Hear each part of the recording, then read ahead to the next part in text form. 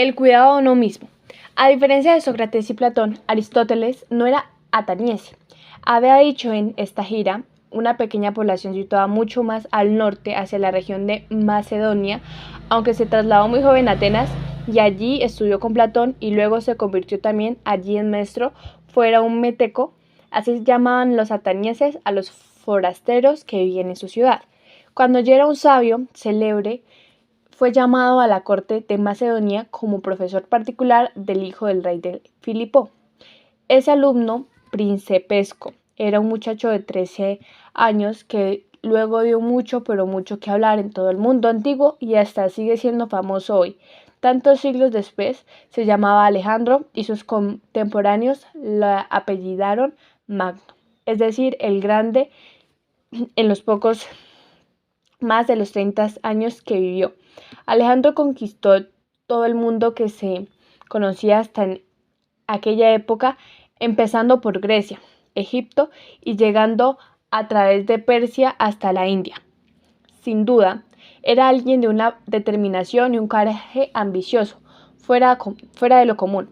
Baste una anécdota para describirlo. Cuando tenía 17 años, su padre, el rey filipino, le ofreció un caballo espléndido pero muy rebelde, llamado Bucéfalo. Le dijo que si lograba tomarlo sería suyo. El jovencísimo Alejandro tanteó el corcel escabritado y lleno de feroz espuma hasta conseguir que se pudiera de tal modo que el encabriano y lleno feroz espuma hasta que consiguiera que se pudiera de tal modo que el sol le diera en los ojos. Cegado, Bucéfalo se amansó y dejó que el adolescente victorioso le montase. Así venció también el gran Alejandro a los ejércitos de tantos países. Los cegó enfrentándolos al furor de un sol glorioso que era el mismo. Sin embargo, como la mayoría de los grandes conquistadores, Alejandro destruyó mucho y construyó poco. Atenas y otras ciudades griegas fueron algunas de sus principales víctimas. La democracia, ese gran invento de los griegos que aún seguimos defendiendo hoy como la forma más verdaderamente humana de gobierno, quedó muy dañada por las ambiciones imperiales de Alejandro, poco o nada inclinado a compartir el poder con otros.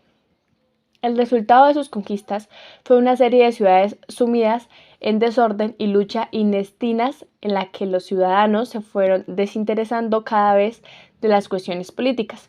Cada cual se descubrió como simple individuo cuyas opiniones sobre el gobierno de la comunidad no tenían ninguna importancia ante la fuerza bruta de los ejércitos y la integridad y las íntegras de quienes los dirigían o se beneficiaban con su apoyo. De modo que muchos decidieron que lo mejor era dedicarse a cuidar a sí mismos y desentenderse de una vida colectiva en la que ya no tenían ni voz ni voto realmente eficaces. El problema es que todos los humanos, antes y ahora, necesitamos algunas normas dignas de respeto para organizar nuestro comportamiento. Puedo hacer lo que quiera más o menos, pero necesito saber por qué quiero hacerlo, esto mejor que aquello otro. Elijo hacer esto porque supongo que me conviene, pero ¿por qué me conviene? ¿A quienes estaban empeñados en que se escapara de la cárcel y salvase su vida? Sócrates les respondió que eso no era conveniente para él y que prefería quedarse. Sócrates se consideraba ante todo un ciudadano ateniense y durante toda su vida había sido respetando las leyes de la ciudad. No pensaba en cambiar su vejez porque si lo hiciera ya no sabría cómo justificar su conducta. Para un buen cuidado demócrata, cumplir las leyes de la ciudad que gobierna junto a sus iguales es lo más conveniente, aunque de vez en cuando le parezca que esas leyes no son justas o que se apliquen equivocadamente. La ley puede equivocarse a veces, pero quienes no la cumplen se equivocan siempre porque renuncian a su ciudadanía. Pero, ¿qué pasa cuando la democracia desaparece y cuando ser ciudadano no significa nada más que vivir sometido a un poderoso dueño o a sus integrantes servidores? Pues entonces, muchos de los antes fueron buenos ciudadanos que decían que ya no vale la pena intentar seguir siéndolo. Y si alguien ya no cree en las políticas ni en los valores de la sociedad en que vive, no le queda más remedio que buscar en otra parte las normas para saber cómo comportarse. Cuando las leyes de los hombres nos damos a nosotros mismos, dejan de servirnos. Hay que buscar otras leyes más viables donde, pues fuera de la sociedad, fuera de la política, por ejemplo, en la naturaleza. ¿No crees que aquellos sabios decepcionados por la vida y sus convenciones renunciaron a la virtud? Todo lo contrario. Estaban convencidos de que es la virtud la que hace felices a los hombres y querían ser más virtuosos que nadie más, pero consideraban que la virtud era portarse como manda la naturaleza, no como manda la sociedad. Uno de los primeros en seguir ese camino fue Diógenes, al que llamaron el cínico, es decir, el can o el perro, y es que efectivamente Diógenes se desempeñaba en vivir en todo como un animal, salvo porque hablaba y no dejaba criticar a los que vivían de otro modo, cosas que los animales nunca hacen. No respetaba ninguna de las convenciones sociales, se burlaba de la autoridad, no quería tener dinero ni grandes propiedades, comía cualquier cosa que le daban o que se encontraba entre los desperdicios y en el campo bebió agua del río, se vestía con harapas que consumía él mismo y que no le importaba cagar o mear a la vista de todos, como hacen los perros. Se burlaba constantemente de los ricos, de quienes viven en casas o se esfuerzan por poseer objetos preciosos, y se contentaba con refugiarse en una gran tinaja abandonada para dormir. Decía a quienes quieren oírle, y que sobre todo a quienes no querían, que era la mayoría, que basta con satisfacer las necesidades naturales para ser virtuoso y por lo tanto feliz. La sociedad no hace más que crearnos falsas necesidades que nos hacen vivir agobiados y sufriendo por no conseguir lo que vemos lograr a otros. Con ese comportamiento, Diógenes se hizo un tipo bastante famoso que despertaba la curiosidad de la gente. Algunos decían que era una especie de Sócrates, pero un Sócrates que no hubiera vuelto loco. Cierto día llegó a la ciudad en que Diógenes vivía menos que el gran Alejandro. De camino a sus conquistas y como le había hablado muchos de pintorescos personajes, quiso conocerle. Le indicaron dónde estaba el barril o tinaja en que solía guardarse y allí fue Alejandro. En efecto, Diógenes estaba dentro. El conquistador le llamó y le dijo que era Alejandro. Puedo conocerte lo que me pidas, de modo que dime qué es lo que quieres. Sin moverse de su guardia, Diógenes solo le contestó un buen búfido y una risotada. Alejandro insistió en su oferta y por fin el cínico contestó, bueno mira, ya que insistes, si hay algo que me puedes hacer por mí, haz el favor de apartarte un poco porque me estás quitando el sol que yo estaba tomando ricamente cuando llegaste. Alejandro se fue a la mitad de enfado y mitad lleno de admiración porque aquel perro sabio, Diógenes, se quedó tan contento de que el conquistador del mundo no hubiera pedido conquistarle a él. No todos los filósofos que se centraron en el cuidado de sí mismos fueron tan extravagantes ni agresivos como Diógenes y otros cínicos. Los llamados estoicos se reunían en Estoa, una plaza ateniense, cuyo líder intelectual fue Zenón, conocían con humana, pero no despreciaban el estudio ni la ciencia, de la que se reía Diógenes como algo innecesario, a lo contrario que estaba convencido de la virtud es cuestión de conocimiento. En eso se parecía más a Sócrates. Por supuesto, la virtud consiste en el comportarnos de acuerdo con lo que manda la naturaleza, pero para saber qué nos manda hay que estudiarla, porque no tiene la misma órdenes para ser un animal cualquiera, por ejemplo un perro, y para un hombre capaz de razonar, según Zenón, llamados naturaleza, a lo que se llama Dios, es decir, al orden riguroso, de acuerdo con lo cual funcionaba todo lo que existe y de cual formamos parte los hombres sin ni menos privilegios de cualquier otro ser. De modo que la ciencia estótica tenía tres campos de trabajo. Por un lado, se ocupaba de la naturaleza material en general, lo que ellos llamaban física. Después se centraba en el estudio de los humanos, que es lo que más nos interesa, ya que no somos piedras animales, y que pretendían conocer cómo pensamos. Era la lógica y cómo debemos comportarnos, la ética. De la combinación de esos saberes dependerá que aprendamos a vivir bien, que es lo que se trata. Vivir es cumplir nuestro deber de los hombres de acuerdo con la naturaleza y que es distinto, por tanto, el deber de los tigres o las acacias. Hacer a ese deber es a lo que los estóticos llamaban virtud. En la vida padecemos muchas cosas que no dependen de nuestra voluntad. Ser guapo, que me toque la lotería, vivir sano hasta los 100 años, que mi familia no sufra desgracias, que mi país no padezca una tiranía o una plaga, Son circunstancias que ocurren quieran yo o no. En cambio, decir la verdad, cumplir mis promesas, tratar a los demás con bondad y cortesía o no traicionar a quienes confían en mí, son asuntos sobre lo que puedo decidir. De modo que la virtud y por lo tanto la felicidad tiene que tratar de aquello que está en mis manos y depende de mí, no de la que me trae al azar a las decisiones de otros. La mayoría de la gente es desdichada porque se empeña en que su felicidad sea cosa de la fortuna o el azar. Naturalmente piensa Zenón, todos preferimos que nos pasen cosas buenas, pero eso no puede ser nunca lo impredecible. En lugar de considerar como lo único relevante la acción recta y virtuosa, en la que sí mando yo, pero hay un punto muy importante en el que coinciden los cínicos, los estoicos y hasta Alejandro Magno, ante cuanto a un griego le preguntaban quién era lo primero. Que contestaba es: soy ciudadano de Atenas o de Esparta, o soy súbdito del rey de Macedonia. Algo parecido a cuando nosotros decimos soy español o soy francés, para definirnos ante los demás. Pero cuando a Diógenes le hacían esa pregunta respondía algo insólito: soy ciudadano del mundo, o sea, cosmopolita. Lo mismo hubiera respondido luego cualquier estoico. Igual que nosotros vivimos en nuestra casa con nuestras propias costumbres y manías, pero consideramos que nuestro hogar más amplio es la ciudad y el país en que está esa casa. También los cínicos y los estoicos pensaban que las ciudades o reinos eran como casas dentro del país común a todos que es nuestro mundo. Y el célebre Alejandro, a su modo guerrero y conquistador, también pensaba algo semejante. Por eso abandonó su país y se fue de un lugar a otro haciéndose dueño de todas las tierras, como Pedro por su casa.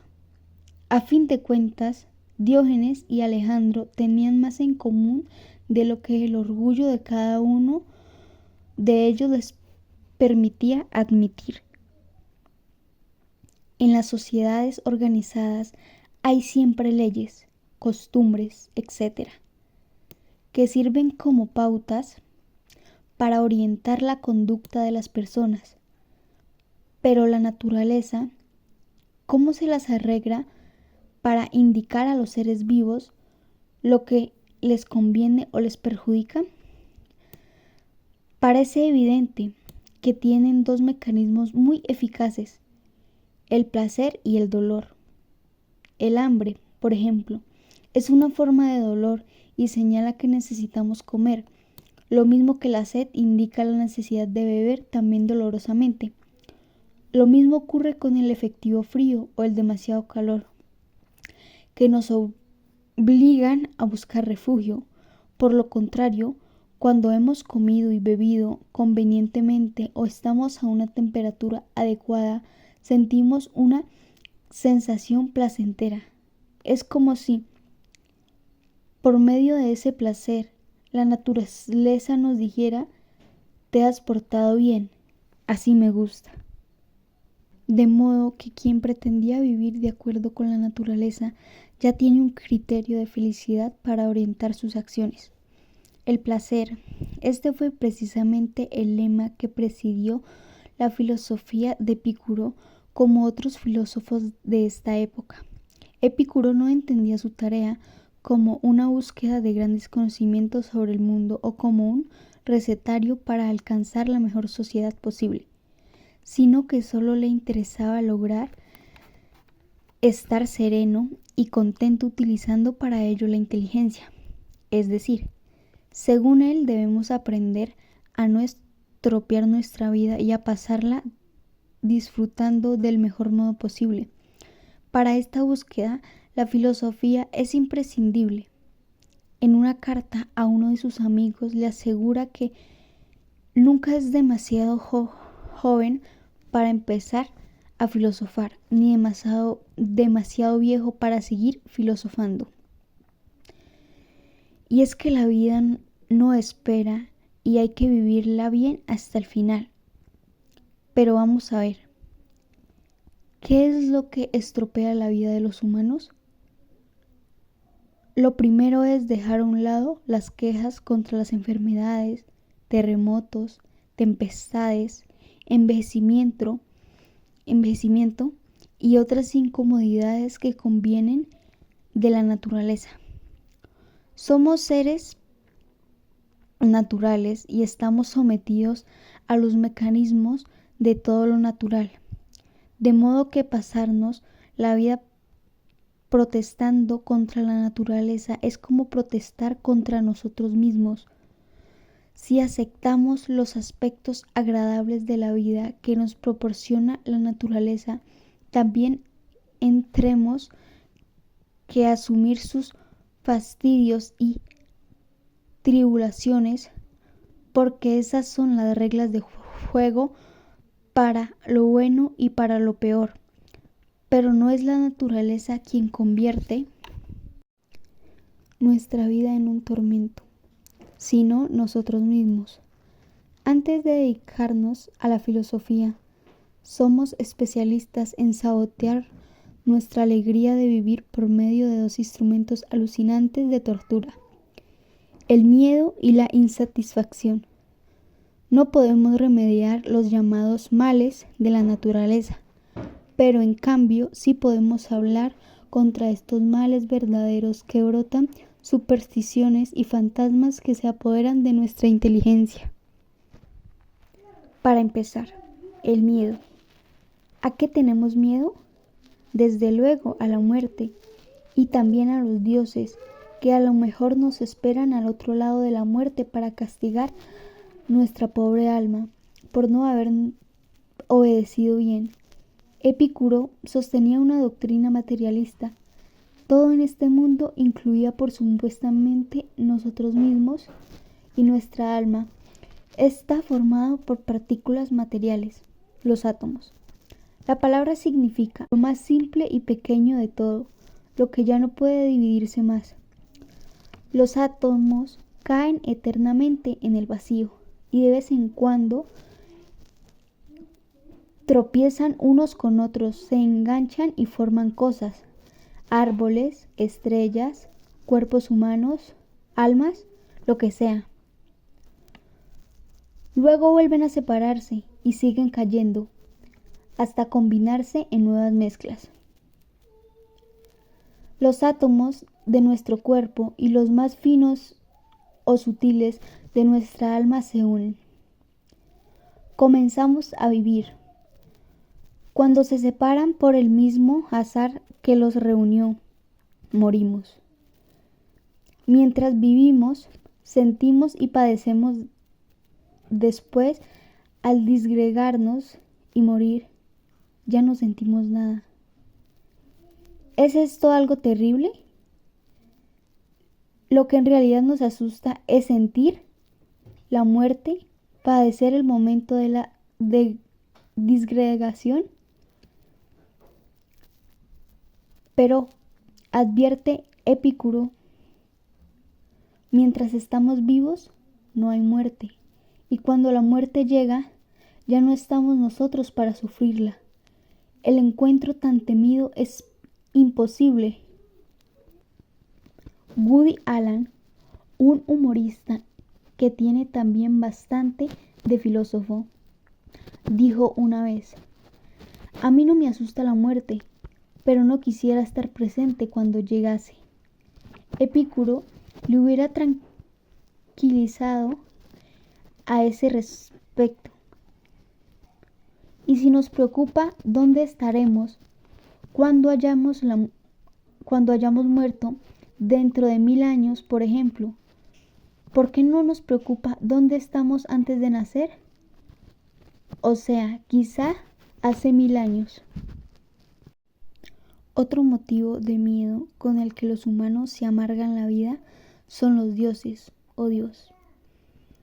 Hay alguien sobrenatural que juzga nuestras acciones y puede castigarlas o premiarlas en el más allá. Y si después de la muerte nos esperan torturas y sufrimientos, por culpas que hemos cometido en este mundo? Según Epicuro, puede que los dioses existan, puesto que tanto se habla de ellos. En tal caso, desde luego, también estarían hechos de átomos materiales como todos los demás. Aunque fuesen más finos y exquisitos que nuestros, pero le parece evidente que los dioses o Dios no se preocupen para nada de lo que pasa en el mundo. ¿La prueba?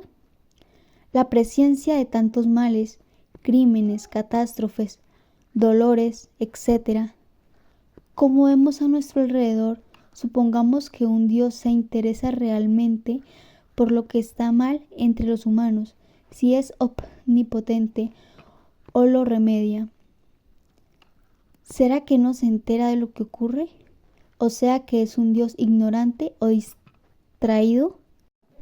Y si conoce los males pero no puede prevenirlos ni arreglarlos, ¿será que no es omnipotente?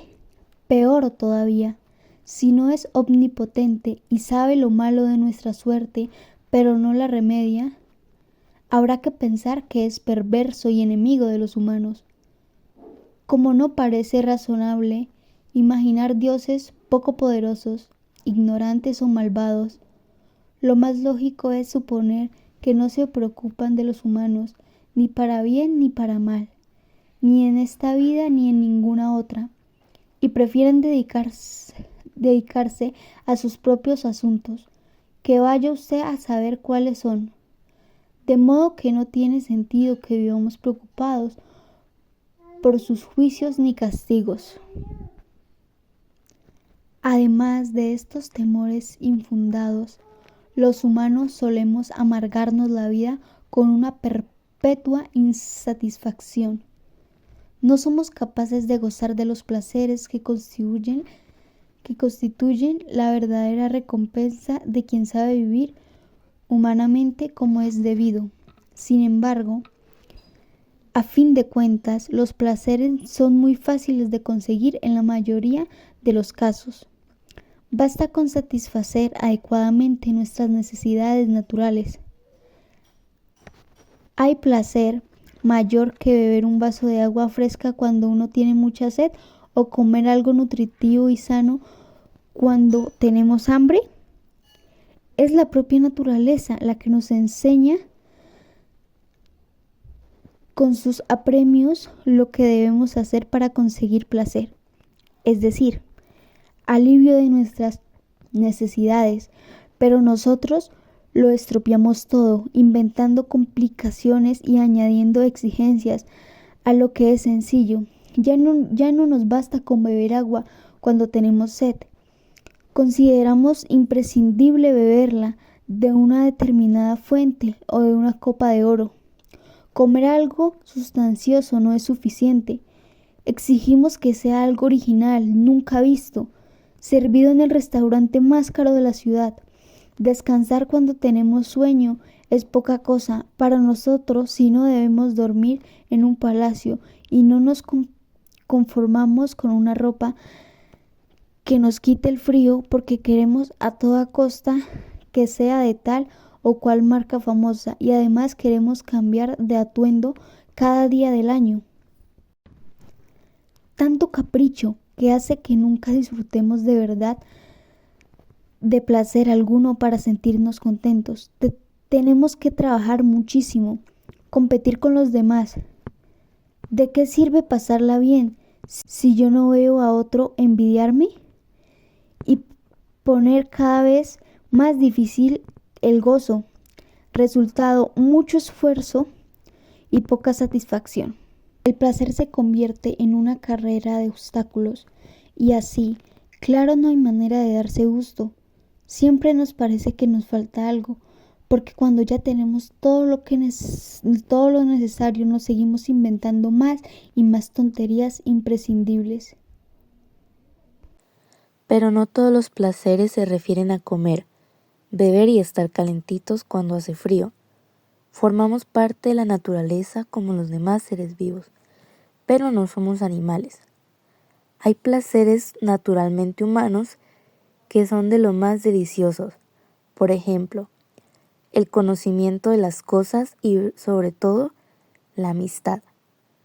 Para el ser humano, estudiar y comprender cómo funciona la naturaleza puede ser algo muy placentero, siempre que no se convierta en una obsesión para destacar por encima de los otros y tener siempre razón. También, desde luego, la amistad con gente inteligente y amable. En este punto, Epicuro coincide más o menos con Aristóteles. En un jardín próximo a su casa, Epicuro se reunía todos los días con amigos y discípulos. Charlaban de todo un poco, tanto de asuntos científicos o filosóficos como de aspectos cotidianos, y siempre de modo relajado, con buen humor. En cambio, ni Epicuro ni sus seguidores se mezclaban nunca en los asuntos políticos, demasiado turbios y llenos de ambiciones malsanas para su gusto. Al contrario, su lema era «Late biosas», es decir, vive oculto, dedícate a tus cosas y no te conviertas en foco de atención pública. Si en aquella época hubiera habido televisión, seguro que nunca habríamos visto a Epicuro en ninguna tertulia política, ni aun menos en programas de famoseo y morbo. En líneas generales, todos los filosóficos de esta época tienen preocupaciones parecidas y sus soluciones también son bastante semejantes. Cínicos, estoicos y epicureos. Consideran que el problema fundamental de la filosofía es cómo vivir mejor y que cada persona debe intentarla por sí misma, sin esperar a que cambien los gobernantes o se regenere el ser humano en su conjunto. Todos ellos se preocupan de la vida, pero le tienen un poco de miedo. Hay que cuidarse.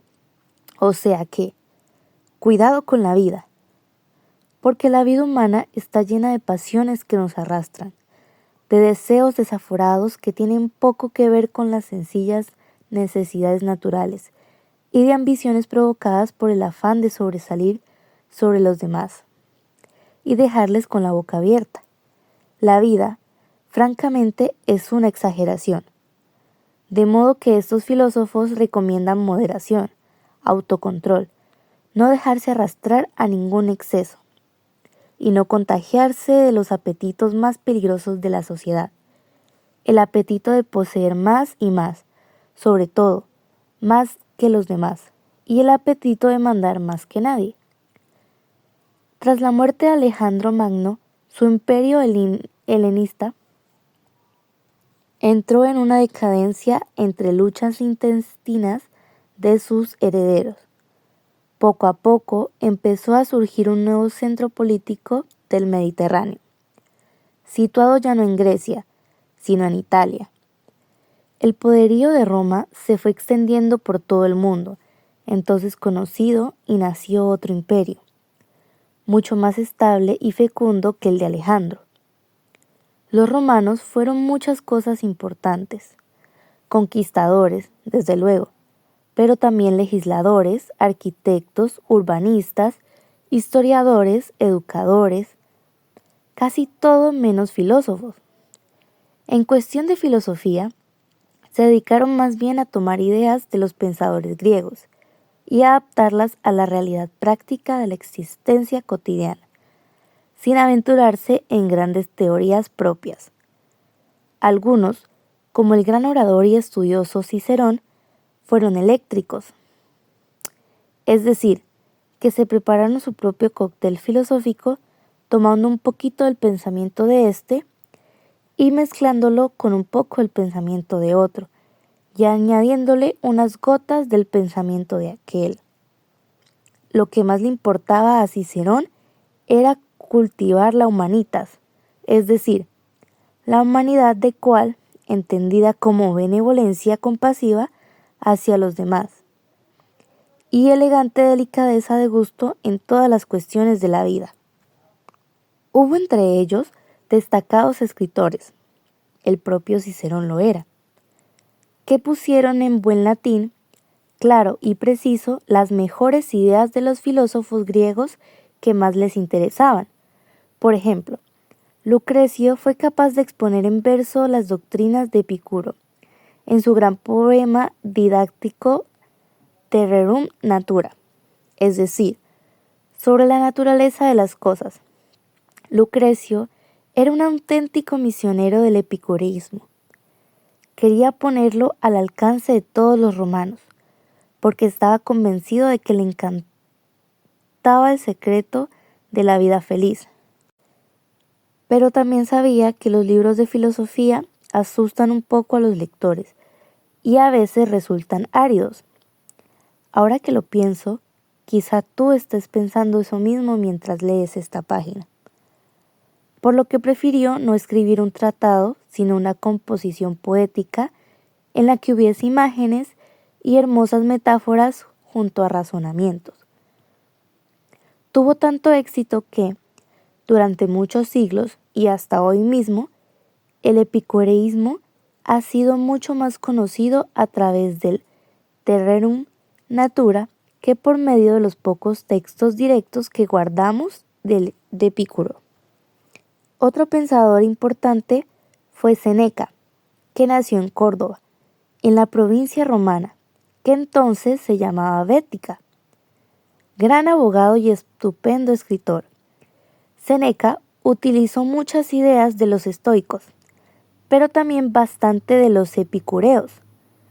En sus breves, aunque muy sustanciosos estudios, cuyos meros títulos ya resultan interesantes, sobre la ira, sobre la brevedad de la vida, sobre la vida feliz, sobre la clemencia. A su joven amigo Lucilio le escribió una serie de cartas para guiarle en los altibajos de la existencia cotidiana, que siguen siendo útiles hoy para cualquiera de nosotros.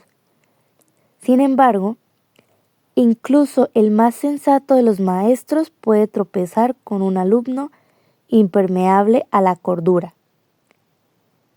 Muchos consideran que las enseñanzas de Aristóteles no obtuvieron su mejor éxito con Alejandro, pero desde luego todos están de acuerdo en que Séneca fracasó en la formación moral de su más distinguido pupilo y luego emperador, Nerón, hasta tal punto que Séneca acabó suicidándose para no soportar por más tiempo las fechorías de un alumno tan peligroso.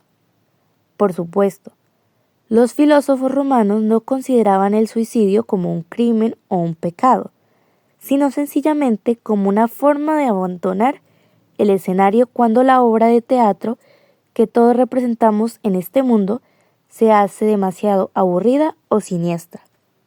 Para los estoicos, vivir bien no era cuestión de tener mucho o poco, ni de ocupar un puesto destacado en la sociedad, sino de que, allí donde nos haya tocado estar, nos comportemos como hombres virtuosos.